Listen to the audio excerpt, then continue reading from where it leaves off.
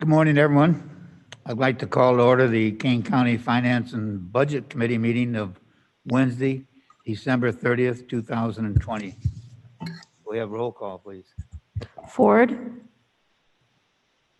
Martin, Here. Sanchez, Surges, Tepe, Here. Leonard, Here. Berman. Here. So you have 4, yep. Need a motion to approve the minutes. So move. Moved by Martin, a second. Seconded by Leonard. Second by Leonard. Any discussion? Roll call, please. Martin. Tepe, Yes. Leonard, Yes. Berman. Yes. Are there any public comments? Anyone talk? I have not knowledge of any. Treasurer's report. Good morning. I'm Carolyn Brady from the Treasurer's Office. Chairman Berman, County Board members, Madam Chair. The Treasurer's report has been submitted for your review. And then additional update, I just processed some more CARES checks for the fire protection and for a couple libraries. I do know that Mr. Shepros is really interested in the fire protection, so I did email him on what fire protection checks were cut. So that was another 1.2 million. There's approximately 42 million left in the CARES as of this morning.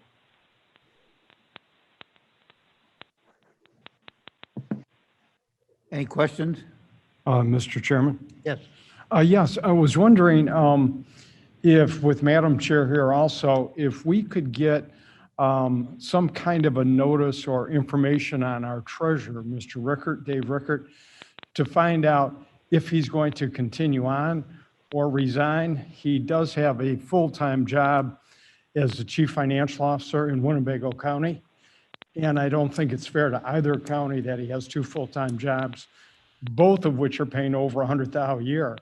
So I'd ask Madam Chair to please contact him in Winnebago County and find out what his plans are. Chairman, yes, I have already spoken with Mr. Rickert several weeks ago, asking him exactly that question. And this is what he has informed me, that he is planning on staying on board until the tax sale, which I believe is in early February. And then at that point, there were 2 separate conversations. First, he indicated that he may be considering leaving at that time. In an additional conversation that was tenuous. So I have not received from him an update whether or not he is planning on continuing on as he legally can until his term ends in 2 years. Okay. I just think that it's a situation where he has another full-time job that, something needs to be done with this because it's not fair to Kane County. It's not fair to Winnebago County. And you are correct, Madam Chair. Legally, he has the right to stay. But I think ethically and morally, he has a responsibility to our county to either give up the job in Winnebago County or resign from this one. And if I can just continue with that thread, I also think it's an undue burden upon his staff to do his work on top of their own work. I agree that it's difficult to be both a full-time job, 40 hours a week, and have a position such as a treasurer of a county the size of Kane. I know in my own history of government when I was working full-time and being a mayor, and it was just a part-time job as mayor, but your work certainly has a tendency to interfere with your elected position, and your elected position certainly has a time to interfere with your work. So it's difficult to do, and I agree that his employees are the ones that are going to suffer. I don't know how, if he's working 40 hours a week, how he's going to be able to spend any time here. And although maybe his guidance during the budget period is worthwhile, but yes, Mr. Martin. I agree with everything that's been said, and I don't want to, I'm not going to repeat it, but I'm also supportive of him fishing or cutting bait. There's got to be a choice between these two positions.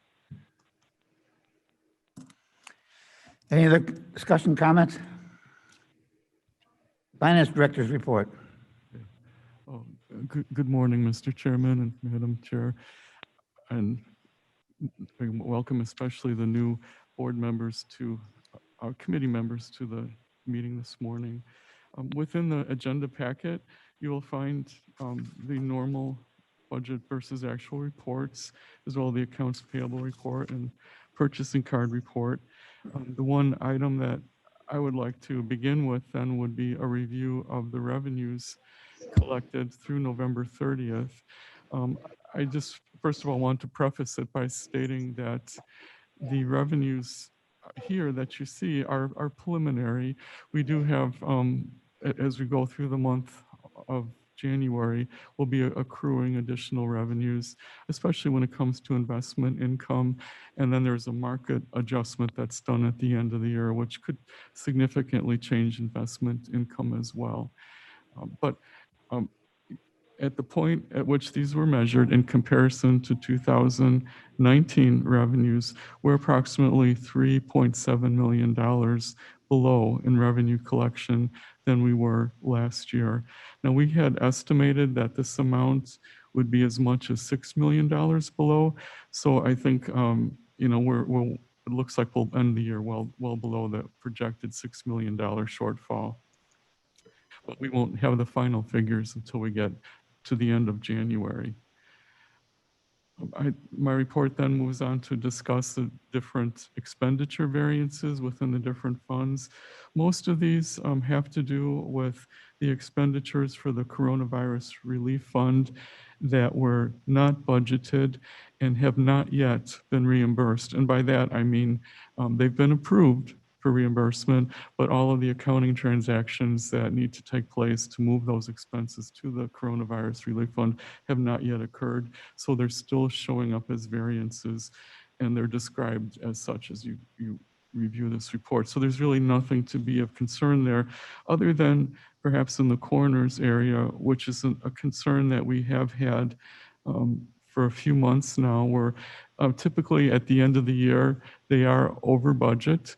And we do a budget adjustment at the end of the year once we know what all of their expenses truly are for the year.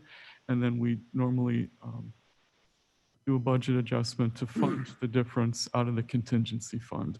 And so that adjustment will be coming in January for your consideration. Very good. Any questions of? I do have more to share with you. So if we go on to page 4, this would be down to the Sheriff's Custom Year-to-Date Budget Performance Report. We have an unfavorable variance. So this is revenues net expenditures year-to-date of $485,000. And what composes that is that revenues are almost $1.5 million below budget.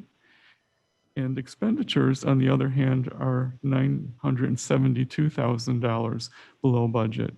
So that those two netted together yields an unfavorable budget of $486,000. Again, these are not final figures. We do have some revenues yet to accrue and some expenditures yet to accrue for year end. If we move on to the health insurance fund, I have several paragraphs there describing that. For year to date, as of December 22nd, the health insurance fund indicates that $2.6 million more has been collected in refunds and contributions from the county employees, retirees, and COBRA participants than had been expensed so far during fiscal year 2020. $1.4 million of that amount is the refund that we received from the IPBC. And I just would like to clarify that that $1.4 million was the reserve that had accumulated on our behalf while we were members at IPBC.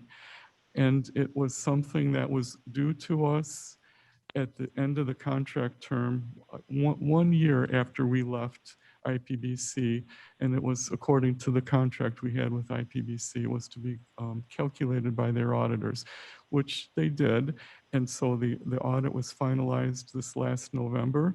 And so that is why they cut the check to us on December 1st. So it was something that had built up there, a reserve that had built up that if we had not been a member of the IPBC would have built up in our own fund. So although it looks like revenue coming in, it's something that was just accumulating in a different place than it otherwise would have accumulated. So, but we were happy to report that it is now in our bank account rather than their bank account. And so that does increase the reserve. So our cash balance as of December 22nd was $7,071,000. And we are looking, our target goal is to bring that up to $9 million. And after that, then anything in addition, it's up to the board to decide how to utilize that or to perhaps change the contribution amounts that we require from the county and from the employees. There is then, I have a section regarding shared and direct state tax revenue, and this has to do with the revenue coming in from the state for sales tax, local use tax, RTA sales tax, state income tax, and personal property replacement tax. The two items that are below budget and below year to date would be sales tax, as well as personal property replacement tax. But where we have come out ahead is in local use tax and in state income tax. Again, these are preliminary figures. We still have another month of sales tax revenue and local use tax revenue to come in. So they'll change these figures in some way, which is yet to be seen.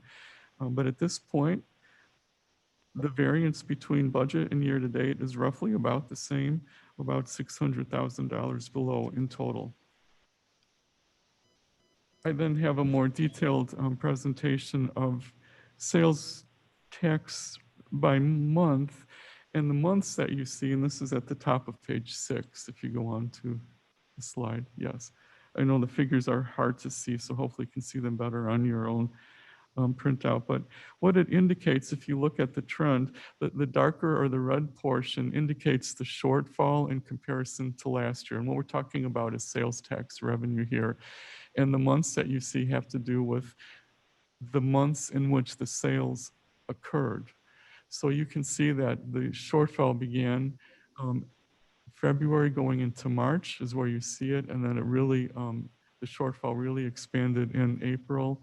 And then carried on through May, although it improved, started improving. And that is when we had the shutdown, the government shutdown. So you can see the impact of it on sales tax there. And as we moved into, let's see, that would be June and July, and the shutdown was over, at least temporarily, things really came back to normal, but part of that may have been a pent-up demand and people beginning to go back shopping again and purchasing things. And then you see that in August, a slight decrease, but then back in September, we've recovered. So it's kind of a picture of the impact of the pandemic on the economy and how it affected our sales tax revenue. Court security fee revenue, moving on, is roughly what it's been running. It's about 43% below budget. Even though the fees, as I say, each month, even though the fees were increased because of the shutdown of the courts, we're seeing a lag in collecting court security fee revenue. And it's also reflected in the circuit clerk revenue in general, as was mentioned in the first part of my report. The county share of the state cannabis tax revenue has been very small. It's running around between $3,000 to $5,000 a month roughly. So year to date, we have $35,000 collected. The contingency balance is still relatively high as we end the year, which is a good thing. That means that we've stayed within budget for the most part. We still have 772,000 of the 1 million that we had started with. And the contingency for 2021 is just beginning to be tapped into, as you'll see in some of the resolutions that are before you this morning.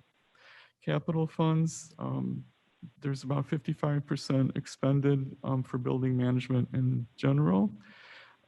Information technology, they've overexpended their budget, but most of that has to do with COVID, and that will be reimbursed and has been approved to be reimbursed. And the multi-use facility has, the budget for that is about 66% expended. Let's see, the Coronavirus Relief Fund, about 65% of the fund balance has been expended.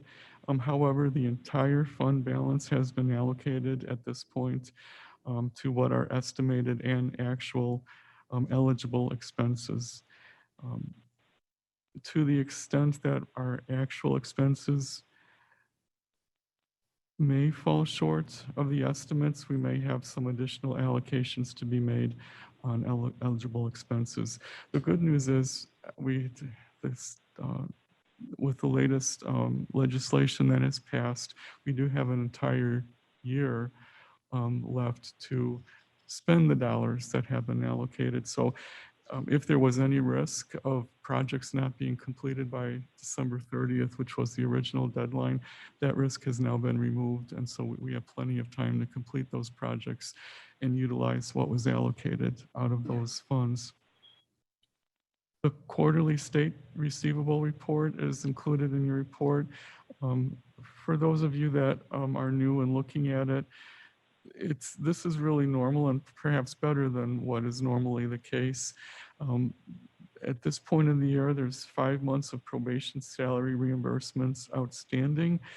That's typical. Sometimes it's been as much as a year in arrears, depending on what is going on with the state of Illinois. So that's really pretty good in comparison. But it is a significant balance that is due to us, which is almost $2.3 million. And the health department has a few months of various grant reimbursements that are outstanding, totaling almost $1 million. And KDOT has about 5 months of various reimbursements, totaling 700,000. The county clerk also has about 776,000 of election-related grants outstanding. So these are grants that were awarded and that expenditures have occurred, and they're just waiting now to receive the checks. In fact, I think they have already received the checks in December. So the grand total outstanding is just over $6 million. And this is, again, is why it's important to have a significant balance on hand to cover these receivables so that we still have cash on hand to pay our own bills while we're waiting for these receivables to be paid.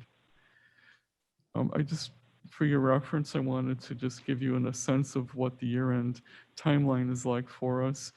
As I have mentioned a few times now, the general fund revenue, the final figures will not be known until the end of January. And then as far as expenses, they will not be known until the end of February. And when I say final, I mean that would be final in terms of our perspective. The auditors still would need to be reviewing everything, and they might find further adjustments. And so the allocations of excess revenue over expenditures should be determined in March. So by the end of February, we should have a sense of what that difference is. And normally there's a few $1 million at the end of every year that we then need to decide what to do with. Normally we put some of it into capital, we put some of it into the property tax freeze protection fund, or there may be other uses depending on the uniqueness of the year. So there's been a variety of funds that we've also added money to, including the IMRF fund, the property tax, the emergency fund, and we've also set money aside for special purposes in the special reserve. The audited financial statements will not be available until almost the very end of May. So typically, they're presented at the last committee of the whole meeting, or at the committee of the whole meeting in the month of May. The preliminary audit field work should be beginning in the middle of January, and the final audit field work will begin on the first week of March, and that goes on for the entire month of March. And then we work on financial statements in the month of April, and the auditors do their final review in the month of May. The budget book for fiscal year, oops, I have a, there. It's budget book for fiscal year 2021 will be ready in a day or two, actually. So we're just putting the final touches on it. So it'll be available online for you to refer to if there's a lot of good, useful information there. And it will be a handy resource for you as we go through the year. And then for the purchasing report, I just have a few highlights to share. They're working on one bid. It is in process right now, and that's for sex offender treatment for the Court Services Department. There are currently other 5 bids and requests at various stages in the procurement process. There's only a small amount of savings for quotes. Estimated bid savings for the month of November included $65,000 for lawn maintenance and landscaping, but a significant savings in the Long Meadow Parkway toll booth back office system, which is about $2.5 million. So of course, that's a very unique one-time savings, but it does boost that savings for the entire year. So that pretty much covers all the highlights of my report, and I'd be happy to answer any questions for you. Do I have any questions of Joe? I have a question. The Mr. Martin? Coronavirus Relief Fund, what's the dollar figure in that as we sit here? In terms of the current balance, I think Carolyn may have mentioned the cash balance. Approximately 42 million Yes. for any of his. I'm talking about our 65% of the CARES Act fund. Okay, never mind. I withdraw the question. Okay. Any other questions? Thank you very much. Business. First item A, a resolution amending the fiscal year 2020 budget for environmental management. Mr. Leonard. So moved. This is Ron Ford. I'll second it. Second by Ford. Any discussion? Roll call, please. Ford, Yes. Martin, Yes. Surges, Leonard, Yes. Tepe, Berman. Yes. Item B, a resolution adjusting the budget and authorizing the Board of Review to contract appraisal services and appraisal review services. We have a motion by Martin. Second by Leonard. Discussion? Roll call, please. Ford, Yes. Martin, Yes. Surges, Tepe, Pepe, yes. Leonard, Yes.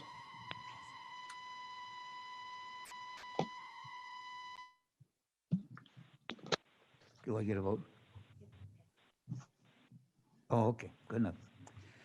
Item C, a resolution amending the fiscal year 2021 budget for Special Revenue Fund 415 to accommodate emergency solutions grant funding from the Illinois Department of Human Services. We have a motion. Leonard moves. Ford seconds. Ford second. Discussion? Roll call, please. Ford, Yes. Martin, Yes. Surges, Tepe, Happy, yes. Leonard. Passes. And item D is the authorization creation of a public information officer position and related fiscal year 2021 budget adjustment. Now,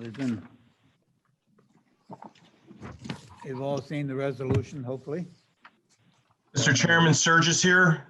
Yes, sir. You know what? I am having all sorts of difficulty this morning. I have been here the whole meeting, and every time they've called my vote, I've responded. I've just unplugged my external camera and speakers, and I'm just confirming that you can now hear me, and I apologize for the inconvenience. We can hear you now. Okay, and Blair, thank you. You at least responded to the chat. I don't know what's going on with my thing here, so I'm sorry. Technology.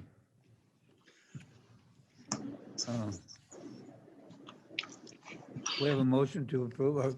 Would our chairman, Madam Chairman, would you like to speak on the resolution? I think we need a motion to discuss. All right. Second. Need a Yes. motion. I'll second the motion forward. Discussion. Who made a motion? I moved to discuss and Ford seconded All right. for discussion. Thank you. Thank you, Chairman. This would be a new position for the county to create a public information officer. And the reason I'm bringing it forward for your consideration, and I do hope your support, is Kane County is lacking this opportunity to craft its message, to bring it forward, to control how the county perceives, the population of the county perceives the work of the county. Soon, at the end of January, funding will be gone for Kane County Connects. At that time, there'll be no messaging, outward messaging for our constituents to know what is going on in our county. And currently, if you take a look at Kane County Connects, and I'm not criticizing, there's no criticism with this at all. News is being gathered from other news sources, and very little material is being submitted to Kane County Connects that once again shows our work. For an example, several weeks ago, the health department put together a conversation via Zoom of approximately 100 not-for-profit agencies talking about the disparity, economic disparity and social impact that COVID-19, the pandemic, has had upon our diverse communities. I was able to participate in that conference for approximately a half hour before I had to go to another meeting. The conversation that was being had was informative, important, and necessary. And yet it was not included in Kane County Connects. So until we have somebody who can pay attention to the good work that we do and bring it forward, our voice will be silent. So this is the reason why I'm asking for your support to create this public information officer. Thank you. Other discussion? Yes, Mr. Chairman, I'd like to address this to the Finance Committee and of course, Madam Chair. And that is with respect to hiring a public information officer, I think it's a wonderful idea. However, I really question a couple of things about it. Number one, in looking at the information I received yesterday afternoon about this blended job description and also the POI position and then the copy of salaries, I noticed that the total package amounted to $127,699 and that none of this was budgeted for our current year and that it would be paid for out of special reserves 100%. My feeling is, and it always has been, that whenever we have an operational expense, we should never use reserve money to pay for operational expenses. We create a situation where maybe this year we can do it, but how about next year and the following year? And of course, that is a continuing operational expense that will go up every year with raises and other benefits. I also noticed in the $127,699 that would be about a 20% raise over what our past Kane County Connects individual was paid. I have no problem with keeping Kane County Connects going. I think it did a good job. I'm not saying it did a perfect job, but I think it did do a very adequate job. And I think most of the people that are still on the board and dealt with it feel similar to my own impression on, maybe hiring back a Mr. Nagel or someone comparable to him at maybe that same type of salary, but not increasing it. Once again, this is not budgeted, so it's going to be money we're going to have to find elsewhere, and I'm concerned about that. I did notice in the breakdown of the expenses for the public information officer, there was $29,041 allocated for the annual health insurance contribution. I think that's quite high. Actually, I think it probably is closer to about $20,000 a year because there is contribution made by the employee too. So I think that figure was a little bit inflated. I also think that with respect to our year-end audit, until that is completed, I think we need to wait to move forward on this. I know that the current Mr. Nagel position is temporary and he only has 200 hours. However, I don't see why we couldn't extend that a little bit longer until we get our year-end audited figures in and know where we stand. I think a 60-day review of your draft would be very good for everyone, just as we had talked about hiring a consultant at actually no cost to the county unless they got a return for us that was greater than what their fee was.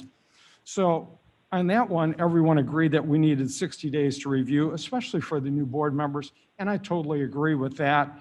And I would also ask that we use that same consideration here. In comparing various counties around the area, I noticed that DuPage County has approximately a 75 to 80% larger population, and that their payment to their chief communication officer would only be $5,000 a year more than what we would be offering here in Kane County.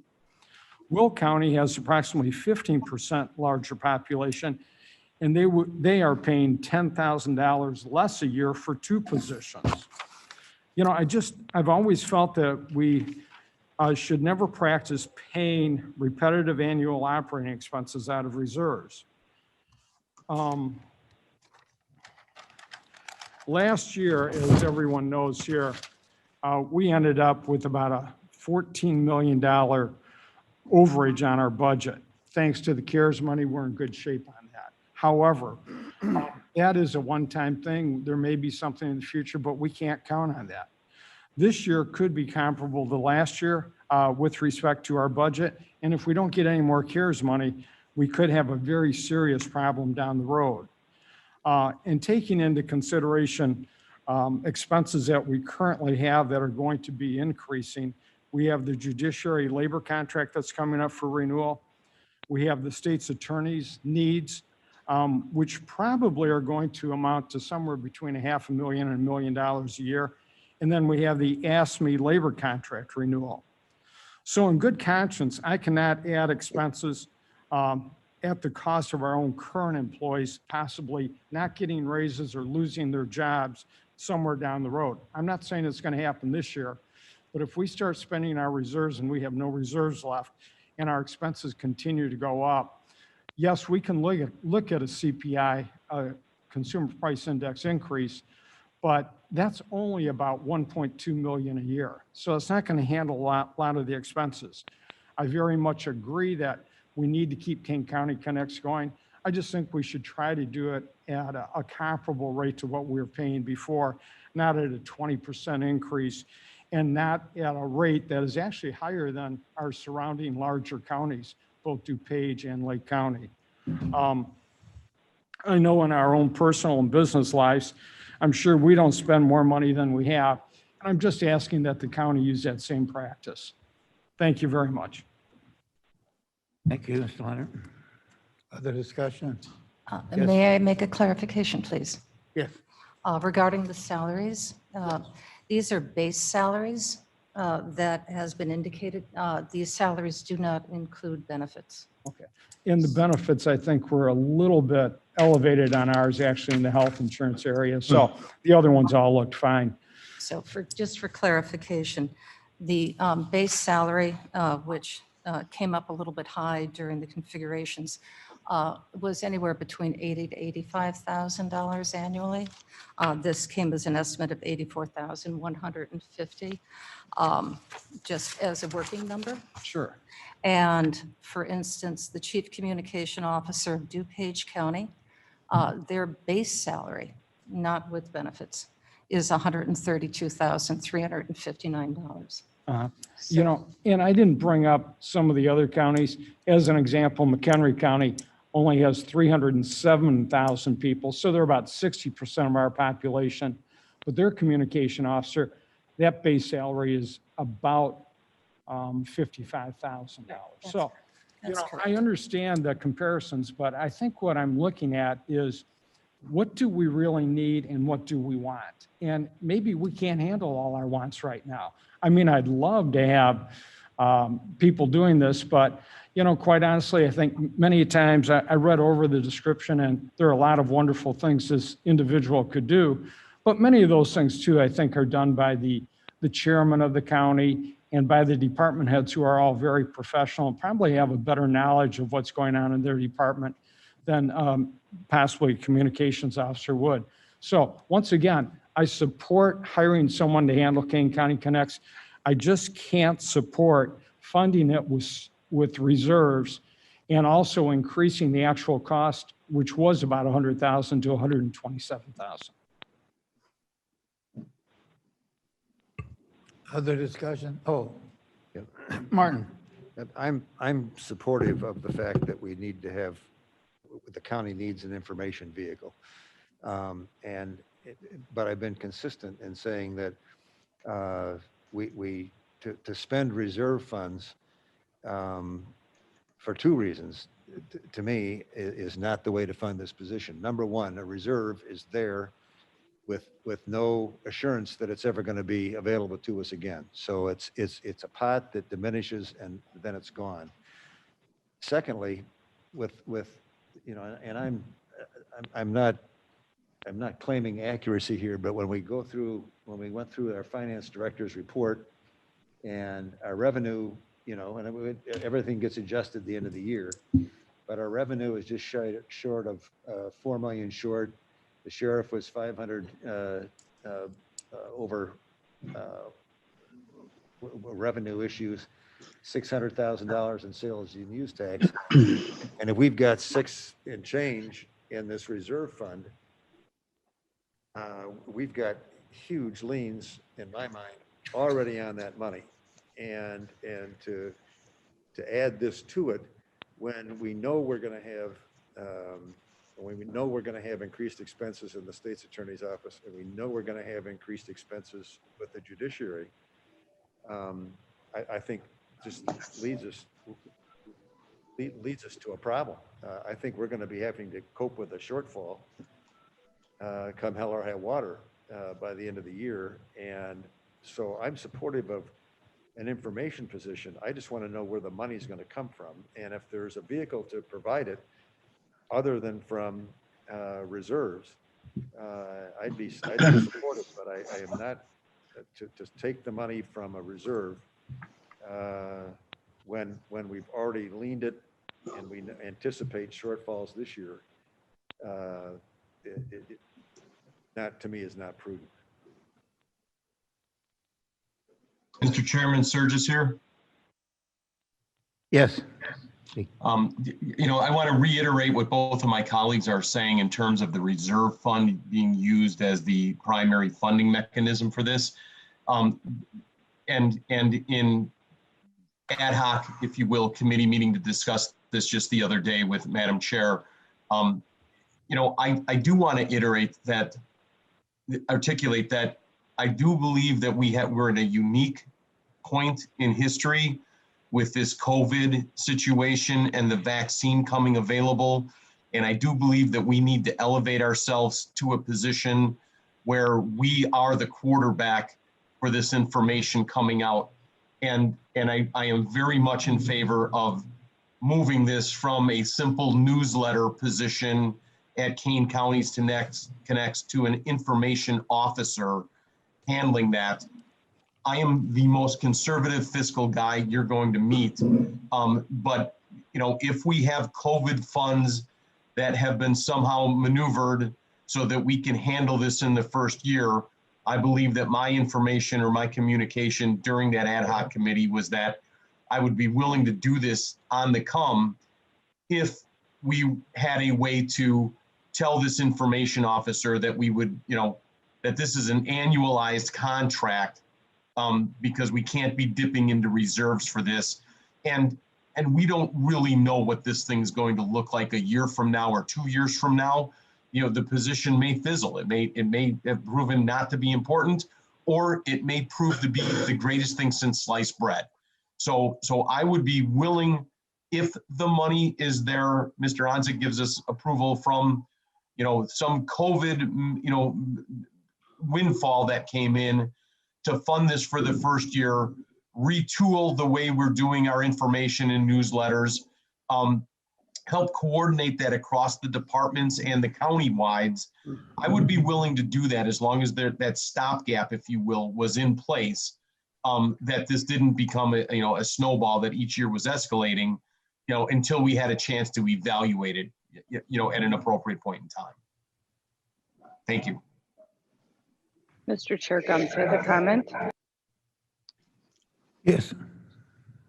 Hi there. Yes. I would just like to agree with the last statement. I think that due to the certain circumstances right now, we are in a particularly odd position, and with these vaccines being rolled out, all of our residents are very confused as to where they're going to get this information. Obviously, everything's been left up to the states, and that trickles down to the counties, and then we have to get that information out. I wholeheartedly support this position because I don't think we have time to reevaluate it in 60 days. I don't think time is on our side when it comes to this. I think it'll be too late if we do that. So again, if there is money available, if we can find it somehow and then we can retool it, I absolutely support that 100%. And I think it needs to happen. Thank you. Our finance director. Yes, thank you. I just had two comments. One is I just wanted to assure everyone that the benefit figure for health insurance, it is not inflated. I provided that figure, and I think it may be surprisingly high because each year we have been moving towards a true 83-17% split. Just a couple of years ago, the county was paying only 75% of the PPO family health insurance. This year, we're paying 81%. So I think it truly is approximately $30,000 now cost to the county because of that shift, as well as the increase in PPO expense on its own. So that figure is correct. The other comment I just wanted to make is that I suggested using the special reserve because I don't know if you remember, but when we did balance the budget for 2021, we already were tapping into about $2.5 million of savings that were carried forward from the payroll reimbursement from COVID money. So we were already dipping into the reserve by $2.5 million. And the reason we did that was because we were in the midst of a pandemic. Nobody wanted to raise taxes. Nobody wanted to cut programs. Nobody wanted to lay off employees. And so, especially when we had all of those millions sitting there that could carry us through this time. Now, obviously, that is not a long-term solution because just as you've all said, we are going to run out of those funds. So we need a bigger picture, long-term solution to fund. Otherwise, we're going to have to cut or make major cuts to our expenses. But tying into that is, had that position not been cut from the budget, dipping into the reserve would have been that much higher in order to balance the budget. So it would have come out of that reserve anyway had the position not been cut.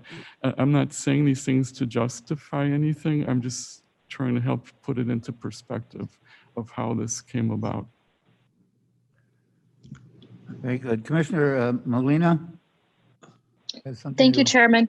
Yes, thank you, everyone. Mr. Onzek, thank you. I was following that same line of thought.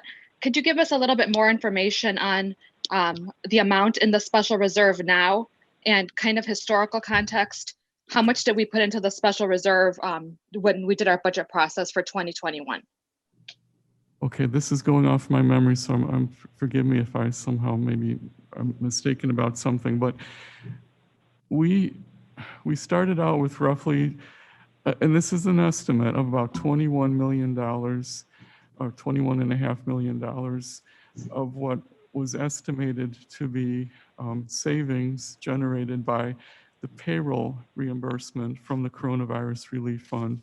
So this was payroll that we were being reimbursed for that we had already budgeted for, but we were allowed to do that because of the guidance and the rules that were associated with the Coronavirus Relief funding.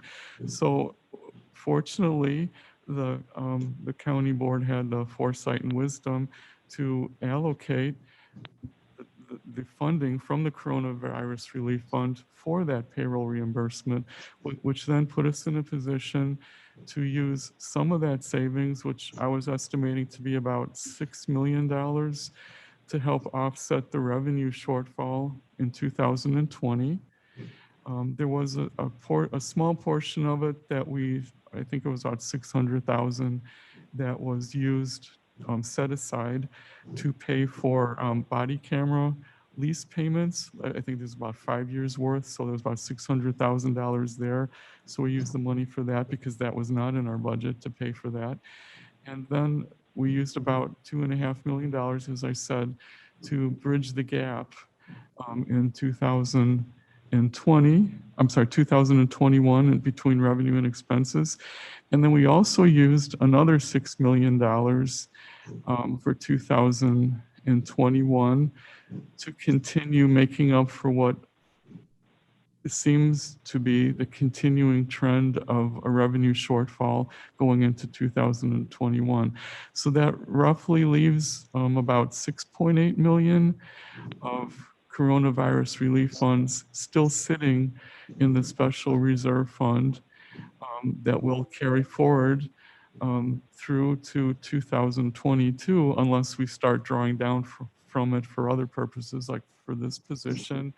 I think there's money already being earmarked to pay for that special vehicle that the sheriff had ordered that wasn't going to be delivered on time. It was about 600,000 there.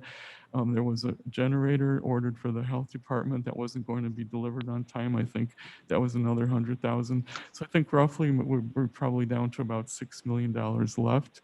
And it may be more than that if we end the year better than we expected.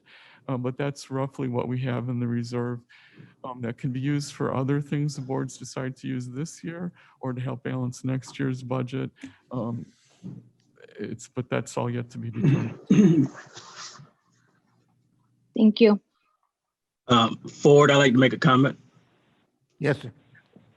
Yes, just taking a good look at what we've been the last several years.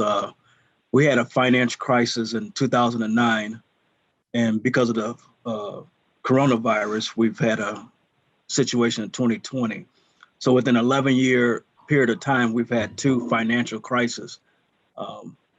I think we need to be very careful with our reserves and also thinking about the person who may get hired for this position to be looking at a 1-year spot on a job. If they're looking for a job and need a job, that's one thing, but to find somebody qualified, they may already be working somewhere, to have them leave their job and come here for 1 year may limit the type of quality we may be able to get. I would like to see a way to make at least a 3-year plan to be able to pay for this position. right now, I just have a concern about the timeline and where the funds coming from. My history of working in government, using any type of grants to pay for a position usually means a limited time that you can actually hire that person. And I think there's a lot of use we can make out of this position in the future. I don't believe it will die out or not be usable. There's a lot of areas that we can cover that we never probably thought about before because we never had this type of position within the county.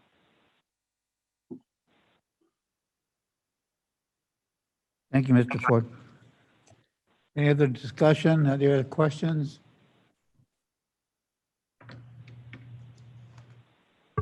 Martin?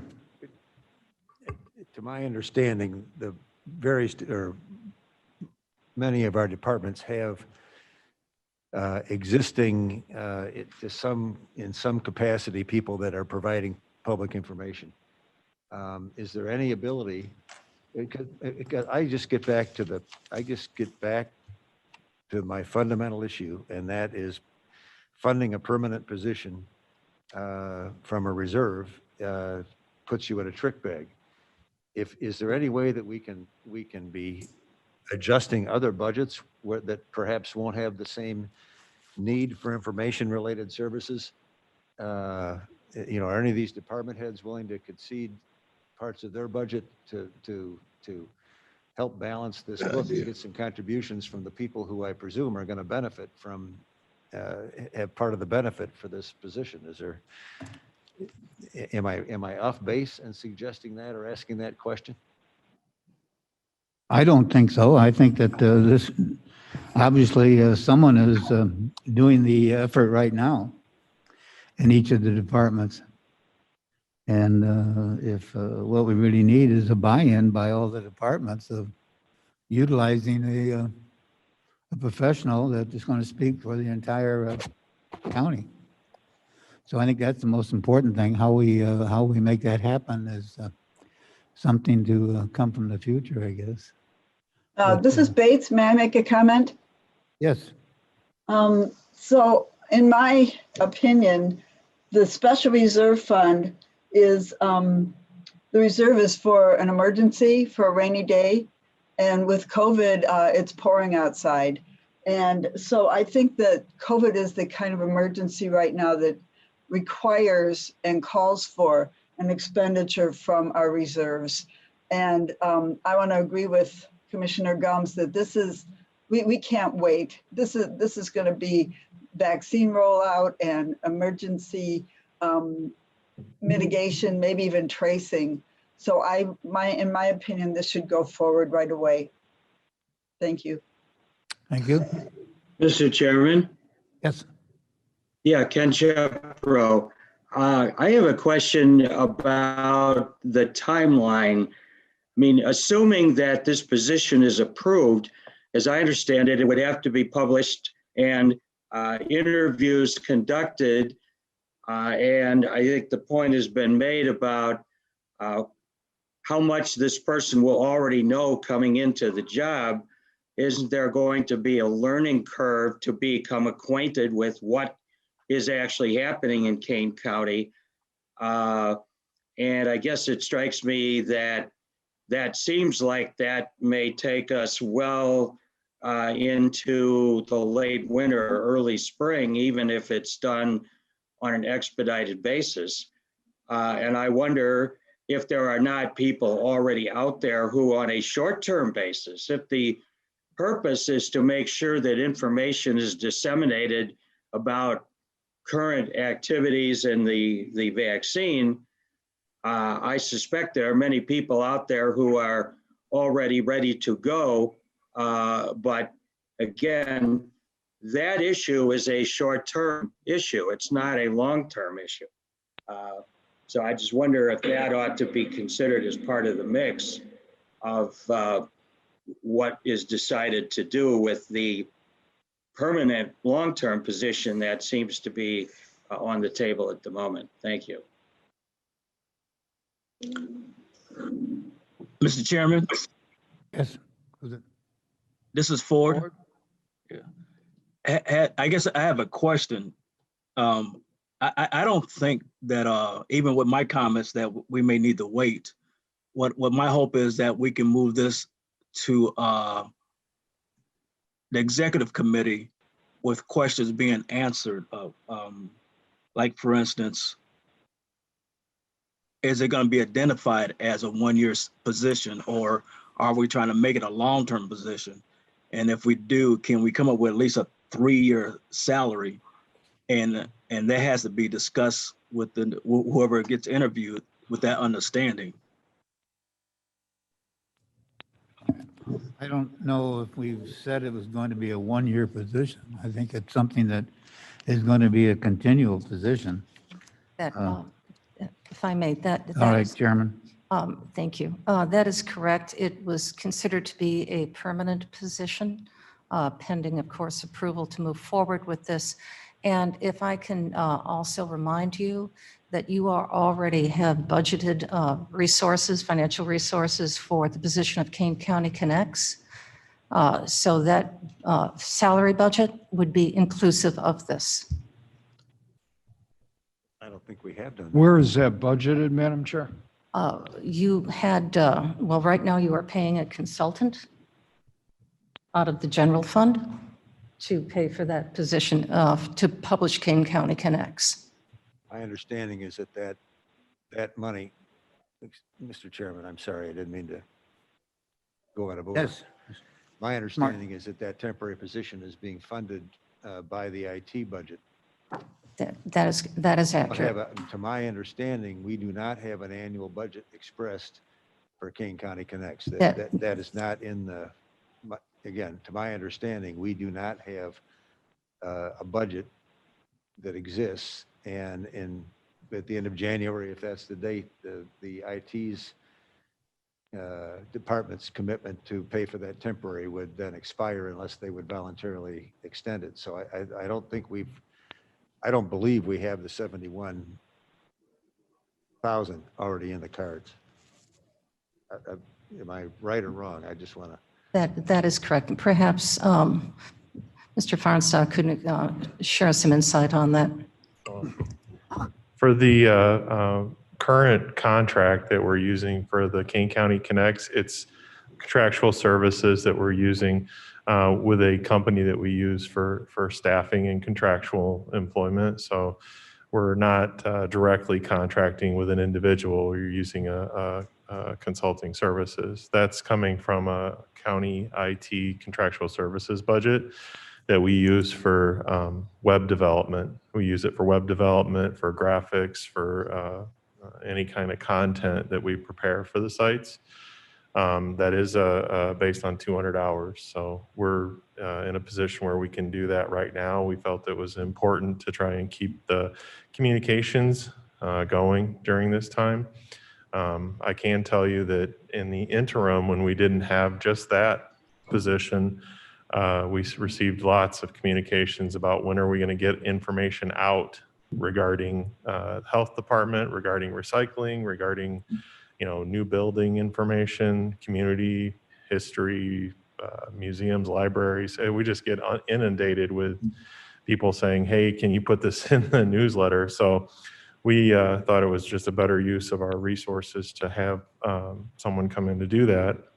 But I think from the PIO or the positions that you have before you today, all of these things, just like every office or department's budget goes through a budget process and review where you determine what programs, services, people, capital you're going to spend every year. And I think Mr. Onzik's explanation about the use of the reserves and how we balance the budget this year is an important example of what type of discussion is going to happen starting probably in May. Right now, you have kind of the immediate issues that are facing us with communications. We experience those things daily with the offices and departments about the messages that they want to get out. And a lot of times those messages, maybe not conflicting, but maybe not in alignment with the communications from state, from local, municipalities, townships. There's a lot of different partners that we need to talk with every day, every week. And without having some coordinated effort in that process, we get mixed messaging going on. And I think that that's been our biggest challenge, and it's one of our biggest threats as well. In the last few weeks, we've had lots of communication about, when's the vaccine available, when is the age category is going to get the information. We also had questions from neighbors about the new multi-use center that's going up on Britcher and 38. They want to know what's the status, what's going on. Hey, I see this building across the street. I don't know that there's been a strategic plan or vision about how our communications are handled. And I think that's probably the piece that I see from our perspective for a PIO is what's your plan for communication? Is it just a newsletter? Is it social media? Is it correspondence? How do we put those things into play with all the different people from the different audiences? And right now, I don't see the plan, the vision, the strategy going for the next 6 months with all the complicated issues that we have. We can probably generate a newsletter every week or whatever, but the coordinated communications from a couple different departments or many departments and offices is where our challenge is. So I see the PIO driving the strategy, driving the communications, and then updating the newsletter is just a matter of putting the articles out. That's a relatively easy process, but the strategy and the coordination is where we struggle.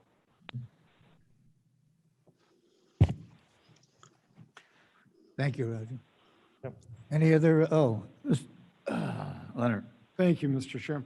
I totally agree with what Roger's saying, and I agree with the fact that we need someone to convey to our taxpayers what's going on in the county. I understand this pandemic is a very unusual situation.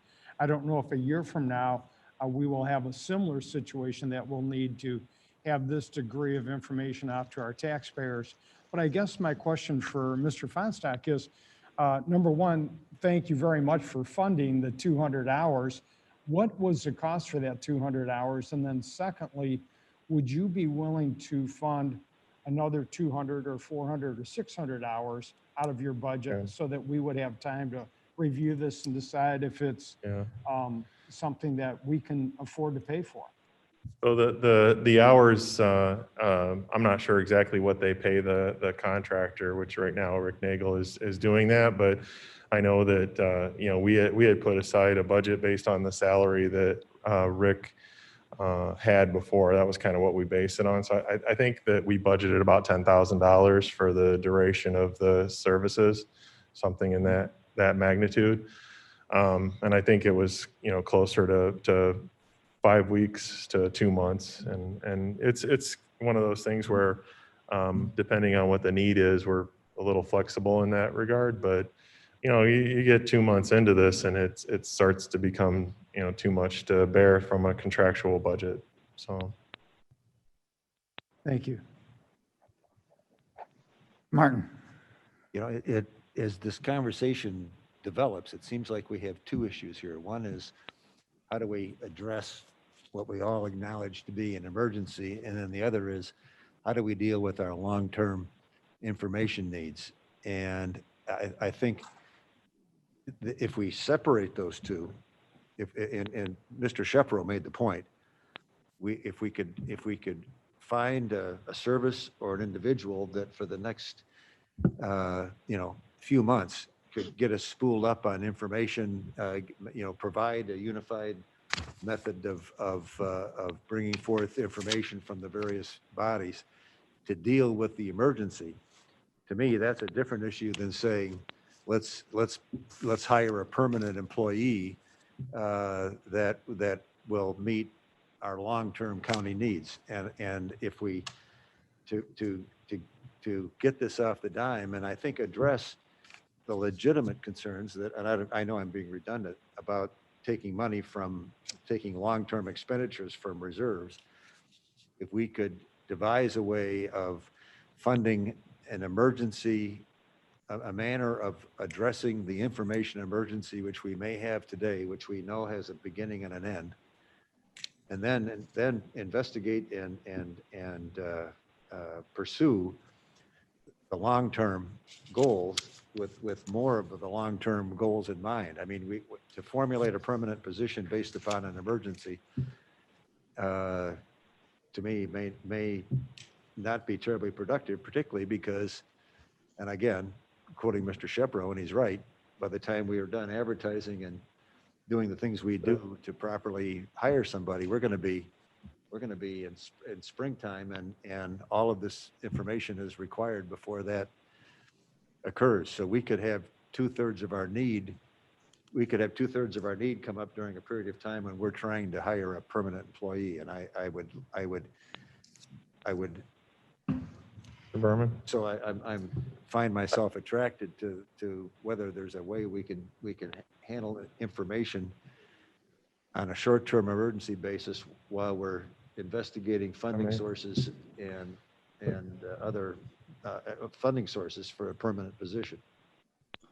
If I may, the one thing that you'll have, whether you're using contractual services or an employee, is there's the, acclimation to county. So it'll be, probably a part of the description and interview to have some relevant, experience knowing how county government works, which in and of itself is a challenge for anybody. But the reality is that that's true whether it's contractual or an employee.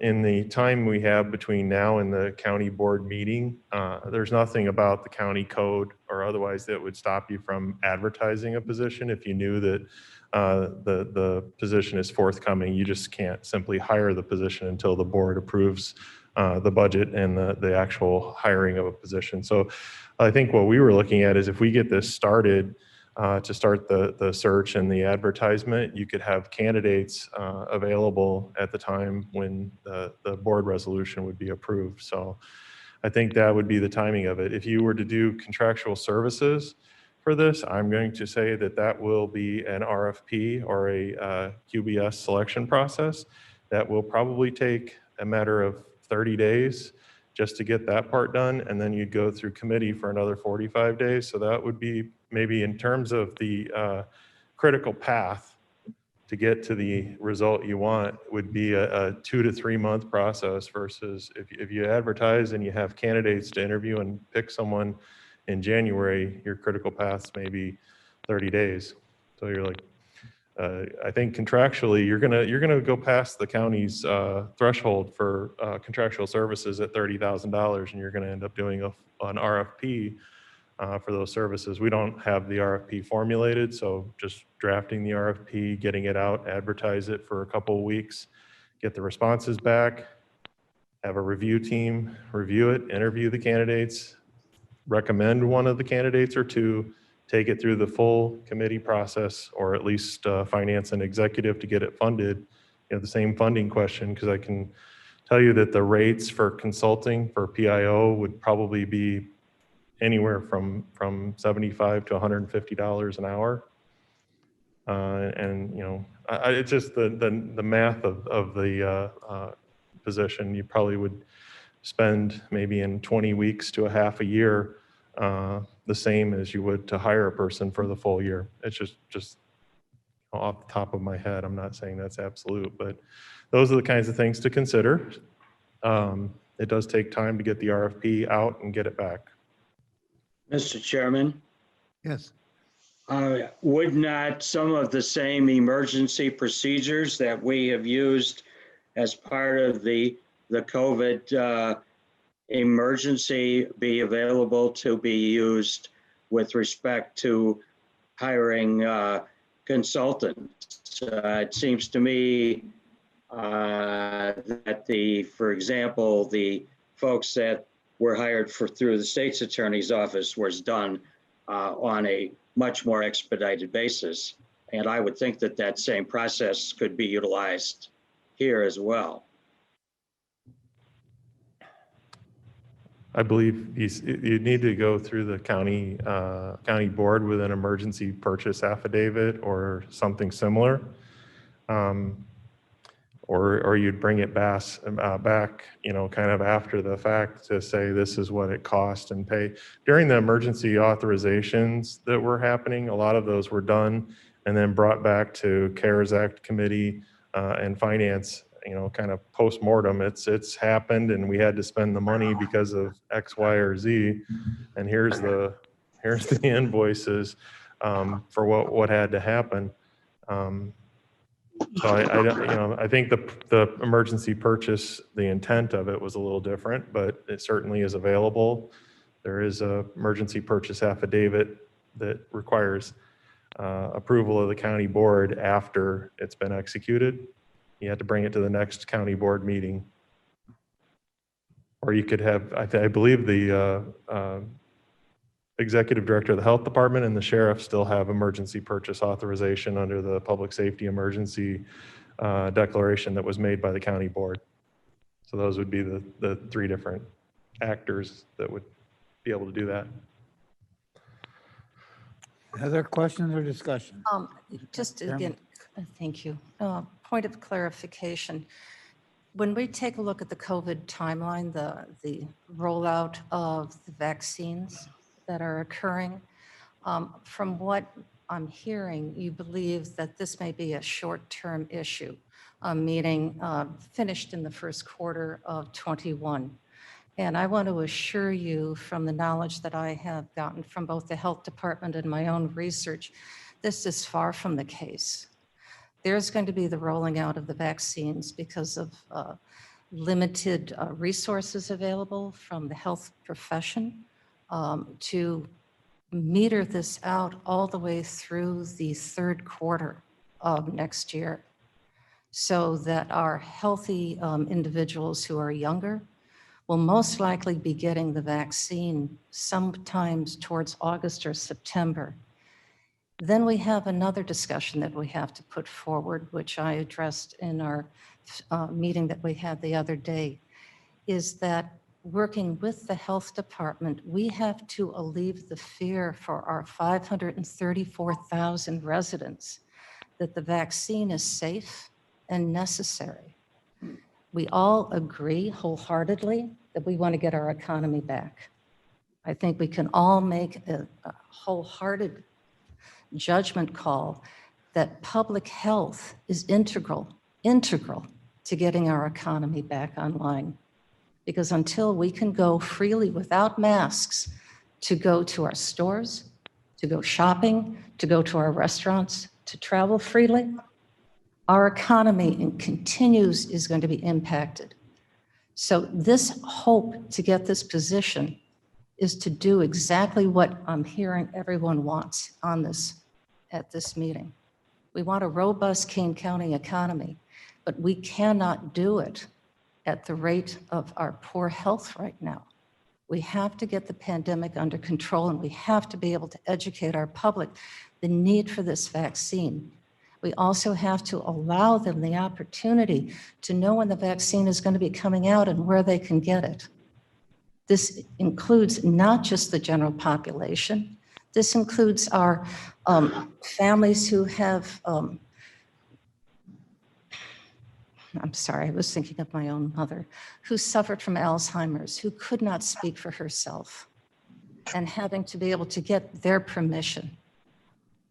The same thing goes with our families who have children who have developmental disabilities.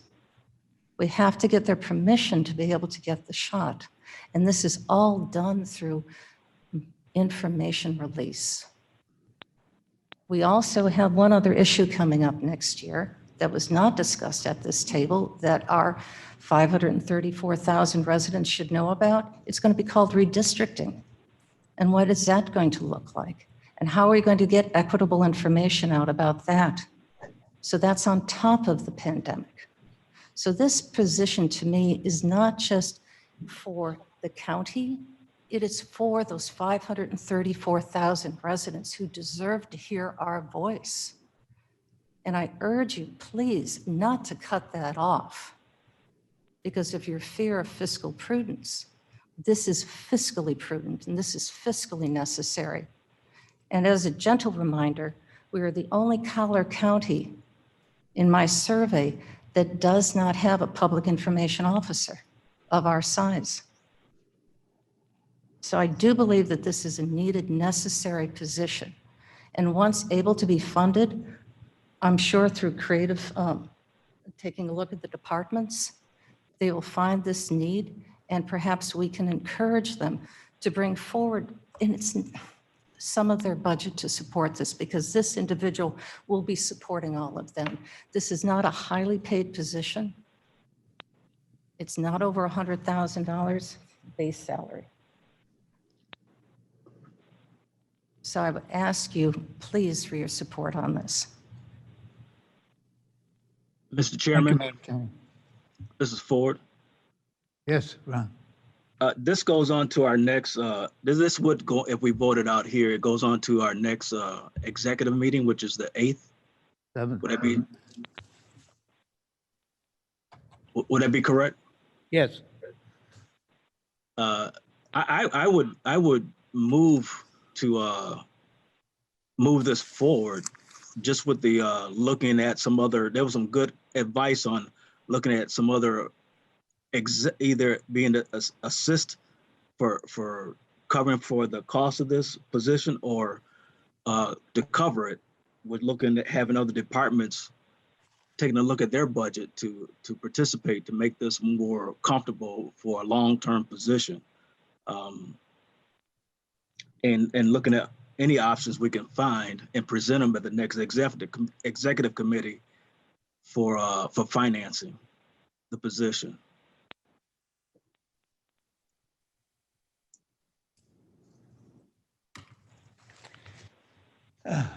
We have a second for that motion. I think, We have a motion have- on the floor right now, don't we?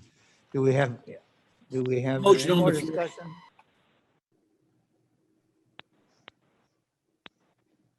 Do we have roll call on the question? Well, what are we voting on? We're voting on the original resolution. Ford, That was voted on the resolution with the fact that we will look at other funding for the salary. Along, at least Nope. have it presented.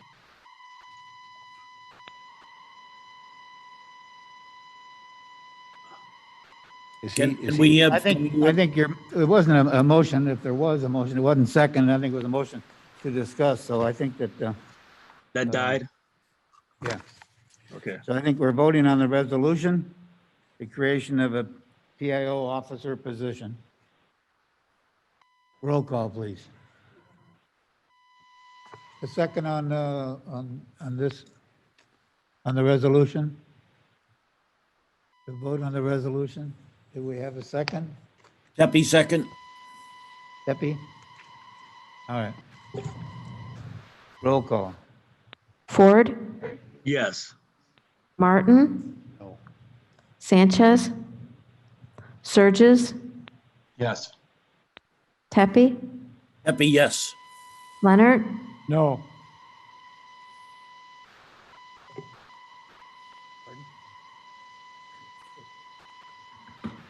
The yes votes have it, so it does pass.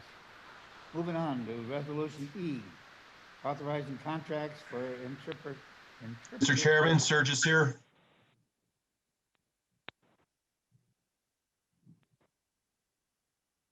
Mr. Chairman, Yes, I'm hoping, I voted yes on this to move this to the next level. And I'm hoping, it sounds like we have an enormous amount of homework to do in a very short period of time with a New Year's holiday right smack in the middle of that. And I'm hoping that we don't rest on our laurels here, that we get those questions answered as we proceed on this. Thank you.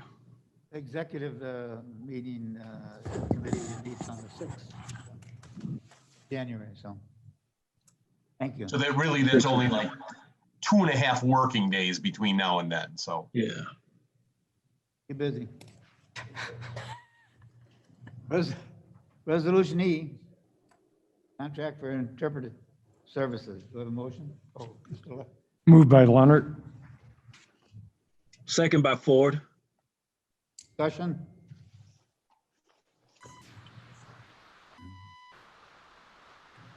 Roll call, please. Ford, Yes. Martin, Yes. Surges, Yes. Tepe, Pepe, yes. Leonard, Yes. Passes.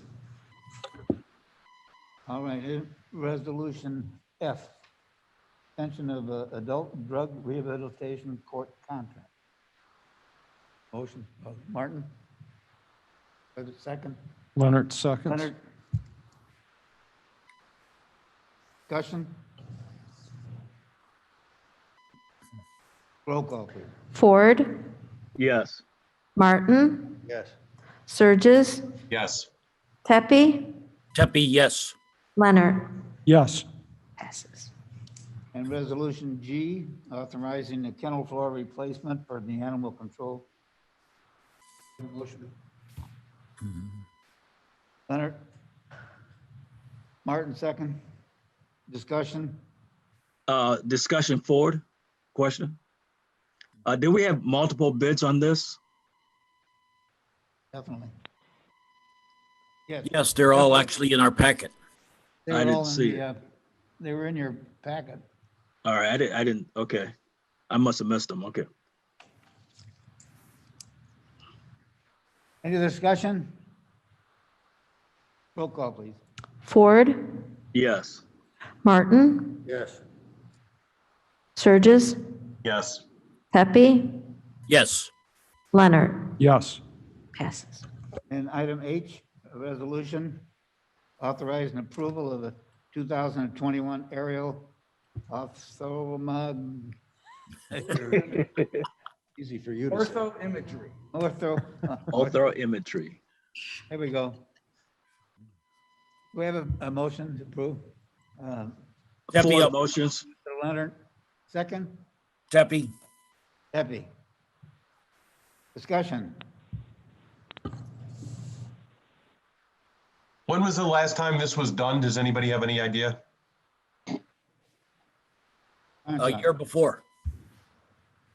So the ortho imagery is the corrected or engineered imagery for doing parcel management. So this is parcel maintenance and management of the property in Kane County. And we're required to do this. I believe we do it every other year. And it's a bid project, and we have a budget. This budgeted expense for this, the budget for this comes from recorded fees.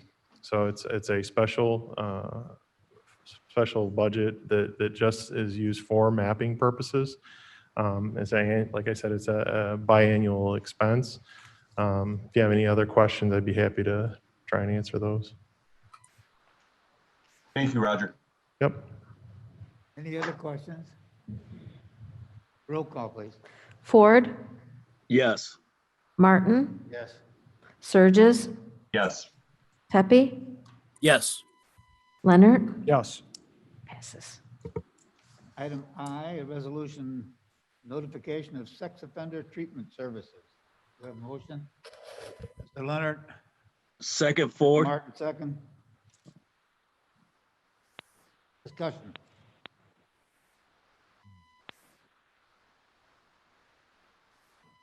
Roll call, please. Ford, Yes. Martin, Yes. Surges, Yes. Pepe, Yes. Leonard. Yes. Passes. Item J, a resolution authorizing the personnel replacement hiring. Kane County Health Department, Community Health Specialist 3, Data and Quality Coordinator. Have a motion to, Ford motions. Ford motion, Martin second. Discussion? I have a question, if I may. Yes. What is the salary for this? Salary? It was not in the packet.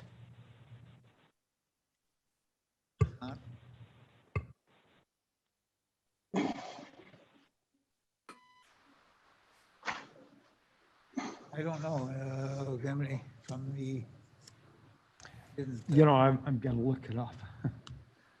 Is this just replacing someone that's left the position? yes, Yes. replacement, so the, no new salary. But I don't know what the current salary is, I suppose that. Second. If I can pull that up.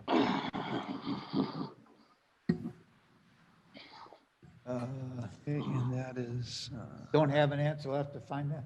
he may be able to get one there. I think Sylvia just went to look. Okay, Looking just it up. 1 second, here we go. Sex offender, okay. It is a budgeted item, so they have it in their budget, so it's a replacement. And as Madam Chair said, there is nothing in the resolution stating the actual annual cost for the salary and or benefits. So it's not stated in the resolution, but it is a budgeted item.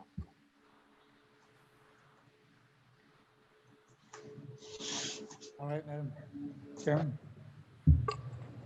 I would like to have perhaps the Health Department give us that information so that we have an idea of what that cost is, just for clarification. I think we can have that for the executive committee. It'd be great. Mr. Chairman, Surges here. Yes, sir. If I could tap into some of the veteran board members, each year, if I'm not mistaken, through Human Services, we move this resolution as a housekeeping item for the replacement of staff, so we don't have to, run it through the gauntlet every time, somebody leaves and we're hiring a replacement for that person. In the past, have we always published the salary of that replacement person or not? And if we haven't, should we be doing so in the future? I guess I'm reaching out to Bill and John Martin. All right, Mr. Leonard. Mr. Chairman, I don't think we always do put it in. If it's a budgeted item in their department, we don't always have what the salary is, but I do think it's a good suggestion that it should be included going forward for any replacement position that is being filled, even though it's in their budget and the department heads and elected officials have the right to spend their budget any way they want. We don't want to micromanage that, but for informational purposes, I think it'd be a very good idea. Very good. See the pen. Any other discussion? Roll call on resolution J. Ford, Yes. Martin, Yes. Surges, Yes. Pepe, Yes. Leonard. Yes. Passes. Very good. And resolution K, approving November 2020 claims paid.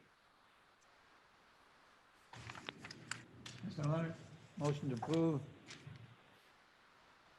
Ford seconds. Ford second. Discussion. It's brought to my attention, an item in the county clerk, circuit clerk, excuse me, the circuit clerk to Gutierrez Productions Incorporated. And I think that that would, question of that, those invoices would be, need to be taken up by finance department. Any other discussion? Excuse me, could you put some clarification on that? Are we approving the payment of that or are we withdrawing It's that? already been made. So we can't disapprove something. Yes. Oh, I'm sorry, I didn't hear which invoices are you questioning? I'll The just, invoice is from November Gutierrez 2020. Productions Incorporated. A certain clerk. Clario. Thank you. I came across some invoices that were questionable, the amounts. The one that popped out at me was for $29,000 for Gutierrez Productions Incorporated. I believe actually that was on claims that were paid, so I believe all of those invoices are already paid. They were back in November. So that jumped out at me, that amount, because being an elected official, we are not supposed to spend that much money without it going through some type of process, correct? So, or the board being aware of it. So that vendor now is in question, and I have forwarded those documents to the state's attorney's office. But there are other documents regarding this vendor For clarification that purposes. has been paid. I can provide invoice number of 1109-2020 PR6 and invoice number 1101-2020 PR5.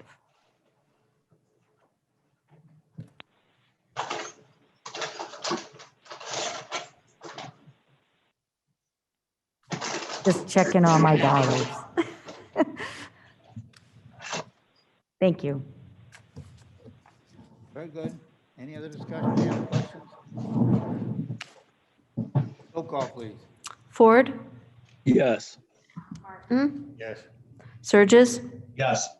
Pepe, Yes. Leonard, Yes.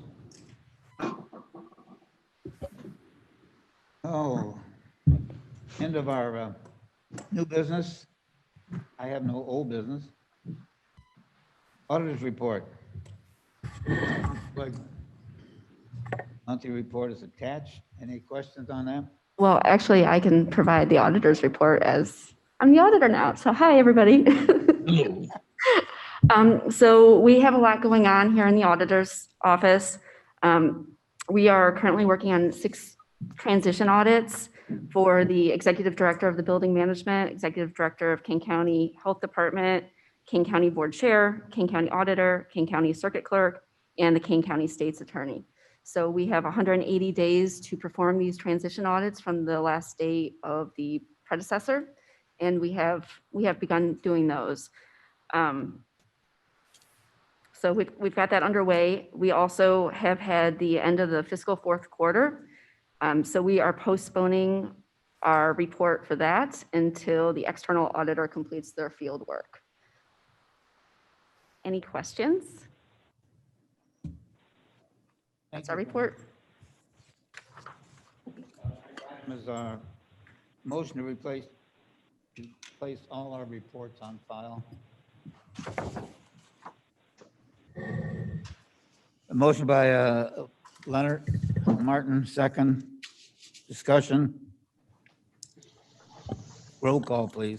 Ford, Yes. Martin, Yes. Surges, Yes. Pepe, Yes. Leonard, Yes.